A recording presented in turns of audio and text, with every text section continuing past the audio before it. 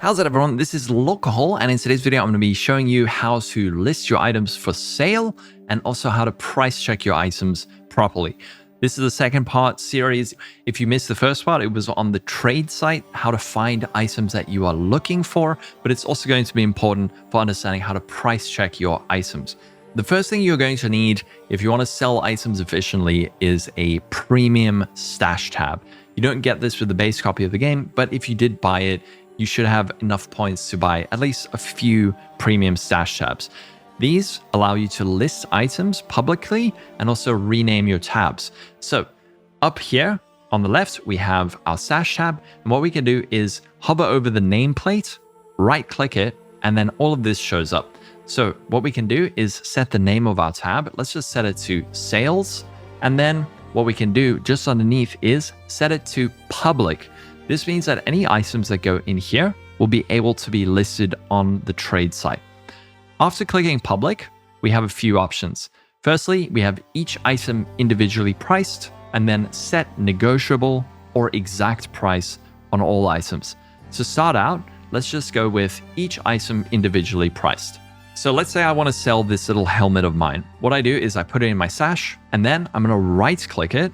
And we have this drop down where we can set various parameters. So we have negotiable price, exact price, or do not index. So do not index means that this is a public stash, but I don't want this to show up on the trade site.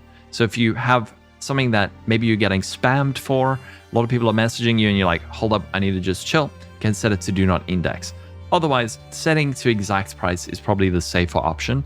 But here, you will be able to now select the currency that you want for this item and then the amount that you want for this item. So let's say I've price checked my helmet and I've determined that it is worth 150 Chaos Orbs. So I can say Chaos Orbs, 150, and there we go. Here is my item. It has been listed on the trade site.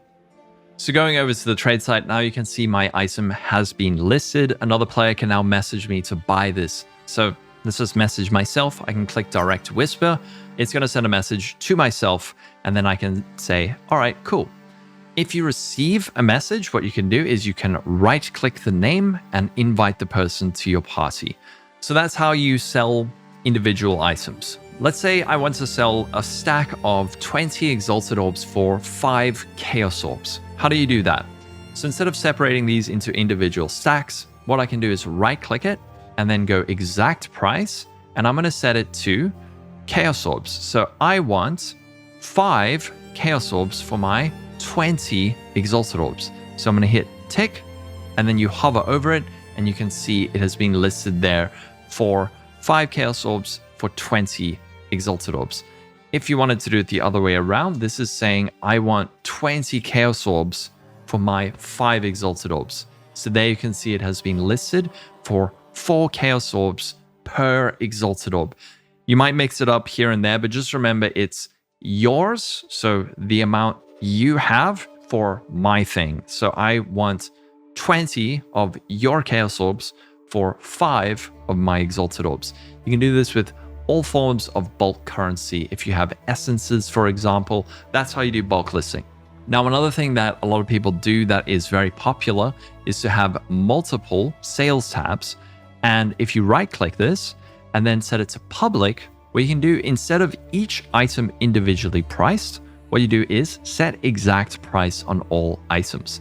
Now, any item that you put into this stash tab will automatically be listed for this amount. A lot of people have things called dump tabs where they just throw in items and hope that someone might buy it. So you can do this if you want and set it to, let's say, 1 Divine Orb. And then you can have another one that is listed for 5 Divine Orbs. And then if you find something that is quite valuable, you can pop it in here. So we could say, here is my item. I'm going to put in the 5 Divine Orb tab. Let's just remove the exact price and there. So this will now be listed on the trade site for 5 Divine Orbs, and you can put whatever you want in there. Some people will have a range where they'll have 5 Divines, 4 Divines, 3 Divines, 1 Divine, and then 50 Exalts. And what they will do is every day when an item doesn't sell, they'll move it down, it's here, and then hope that someone will see it for a price that they're willing to pay for that item and then buy it up. So that is one strategy you can use.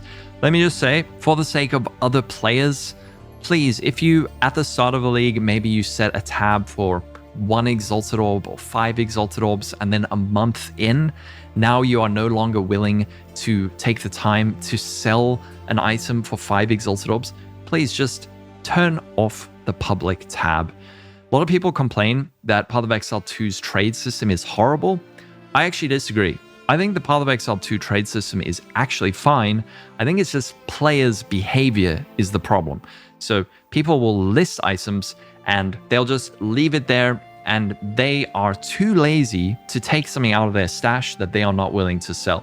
So be good to your fellow exiles. If an item is not worth your time to leave a map to sell, at least temporarily take it off public. If everyone did this, trade would be so much better for everyone. But now, how do you know the value of the item that you're trying to sell? And this is the art of price checking. So I'm going to use an example here. Let's look at these boots. Now, when it comes to price checking, the thing that is really hard is identifying which modifiers are the most lucrative or high value modifiers that most people are going to be looking for. This will take time to understand. As you play the game more, you will start seeing which modifiers you want. So when you play the game, you might start to see, oh, movement speed is really good. So most boots that are high value are going to have a good amount of movement speed. You might also start realizing, oh, I need a lot of resistance on my boots. So you personally will value those highly, and you'll probably start noticing similar trends with other players valuing similar modifiers to you. So when you price check an item, first thing you want to do is just say, what are the 3 or 4 most valuable modifiers on this item? For this item, I would say the 3 most valuable modifiers, let's say 4 most valuable modifiers are the movement speed, the resistances, and the energy shield. You can actually include the energy shield or the evasion rating in that calculation. So let's hop over to the trade side and see if we can figure out what these boots might be worth. So we know our boots have movement speed. And remember, if you haven't seen the first part of this series on the trade site, check it out. It'll explain everything I am doing here. So our boots have 35% increased movement speed. They also had 70 energy shields. However, you might want to be a little bit less specific in this portion of things. So you could say, I want to see boots that have, I don't know, at least 50 energy shields.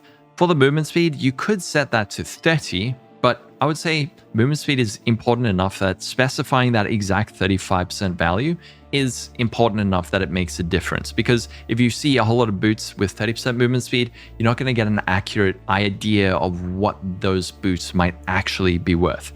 So the next thing we have is resistances. So we have a total amount of resistances of about 84%. So we got cold and lightning resistance. And we can, if we push Alt, we can see the value range of our resistances on the lightning is 36 to 40, and on the cold resistance is 41 to 45. So what we can do is let's search for boots that have at least 2 resistances with an amount of 36. So 36, 36, and lightning. So I've set the count to 2. Any of these 2 modifiers must appear on these boots.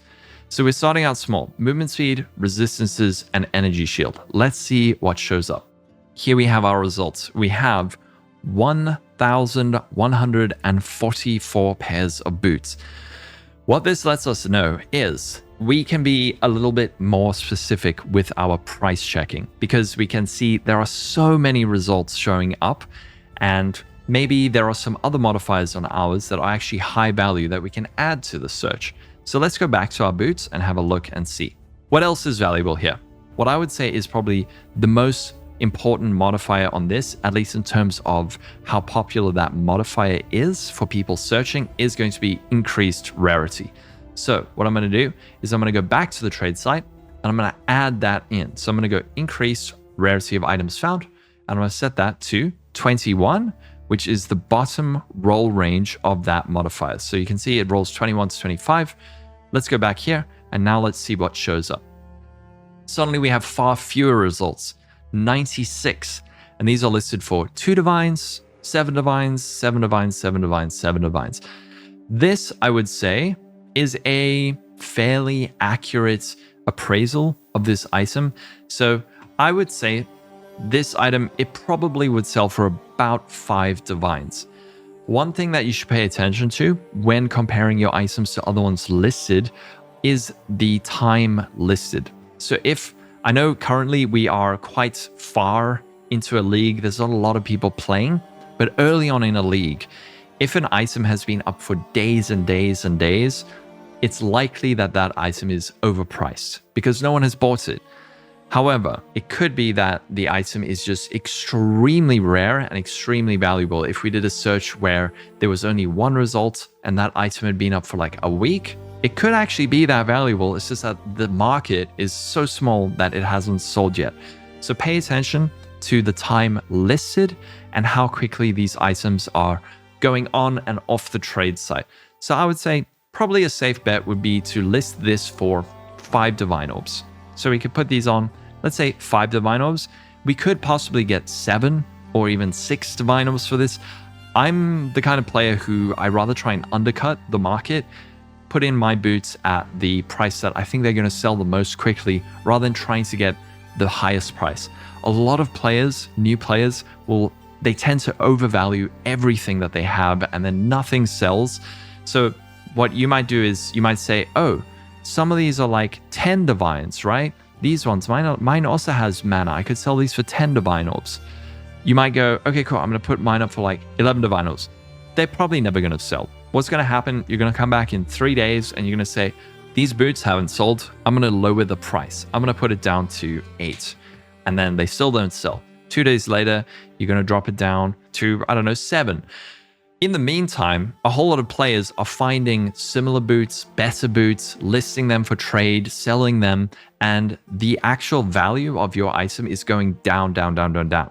So eventually what happens, after a week of not selling your boots, now you're in a situation where it's like, oh, my boots are only worth 2 divines, and then eventually they sell. If you had just initially said, I want 5 divines, they would have sold instantly, and you would have got more currency for them. So this is primarily to do with fairly commonly sold items. Of course, like I said, if you have a very, very, very high value, rare, special item, you can be more patient with it.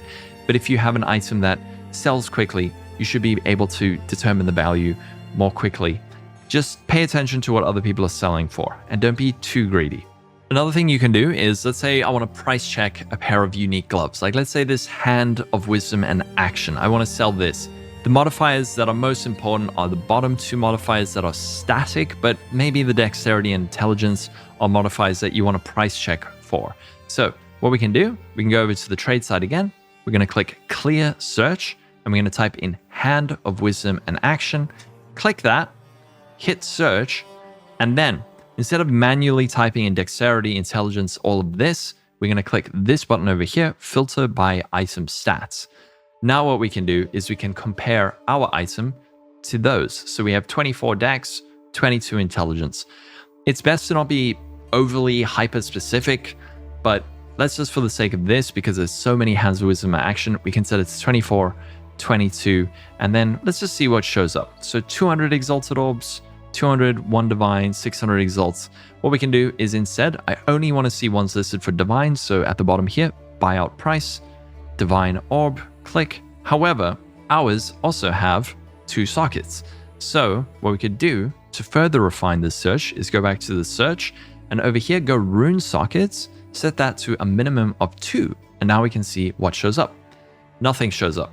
So we can now be a little bit less specific, and let's try again. And here are some that are listed for 600 Exalted Orbs. That's about, I think, 1.5 divines. I don't know exactly what divines are worth, but here is an approximate evaluation of the value of these items. So that is how you list items for sale and also price check them.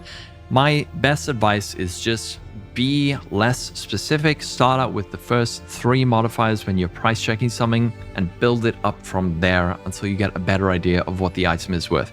Also, just remember, don't overvalue your items. Rather, try and sell it for a reasonable amount. Think about what would I actually be willing to pay for this, and then sell it. And then also just be patient with yourself. It's going to take quite a long time, a lot of experience before you're able to really get a firm grasp on what types of items sell and what types of modifiers are valued by other players. So be patient with it, take your time, and just keep learning. That's the most important thing. You can't expect to know everything in this game right away.